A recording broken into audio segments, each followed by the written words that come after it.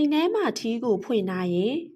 ထီးကိုမိုးရွာတဲ့အခါမှာနေပူတဲ့အခါမှာသုံးတတ်ကြပါတယ်။ဒါပေမဲ့မိုးမရွာပဲအိမ်ထဲမှာထီးဖွင့်ထားတာမျိုးကိုတော့မလုပ်သင့်ပါဘူး။ဘာကြောင့်ဆိုမကောင်းမှုဆိုတဲ့အယူအဆများရှိလို့ပဲဖြစ်ပါတယ်။မကောင်းတဲ့အရာဝိသေသအရာတွေကိုဖယ်တားပေးတဲ့အရာအဖြစ်ယုံကြည်ကြပါတယ်။ထီးဟာအထူးသဖြင့်ရာသီကာလ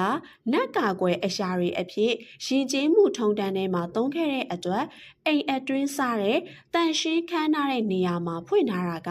မသိတော့ဘူးလို့အယူရှိကြပါတယ်။ဆိုးရွားတဲ့အမိုက်မဲတွေဝင်လာတယ်လို့လည်းတချို့ယုံကြည်ကြပါတယ်။အိမ်ရှိမှာမကောင်းသူအတွင်းဝိညာဉ်တွေကိုအကာအကွယ်အဖြစ်သုံးသလိုဖြစ်တယ်လို့အယူရှိပြီးကိုယ့်စီကိုမကောင်းတဲ့အရာတွေလာရောက်နိုင်လို့ပဲဖြစ်ပါတယ်။မိုးမရွာပဲထီးဖွင့်ရင်မကောင်းမှုဆွေရဲဆိုတဲ့အရှိတိုင်းအယူအဆတွေလည်းရှိနေပါသေးတယ်။တရားနာပရိသတ်တို့ရောထီးဖွင့်တာနဲ့ပတ်သက်ပြီးသိထားတဲ့အယူလေးများရှိရင်ဝေမျှပေးခဲ့လို့ရပါတယ်။ကြည့်ရှုပေးကြတဲ့9ရက်သားသမီးများလည်းကိုယ်ဤကျမ်းမာခြင်းစိတ်ဤချမ်းသာခြင်းနဲ့ပြည့်စုံကြပါစေလို့ဆုတောင်းမေတ္တာပို့သလိုက်ရပါတယ်။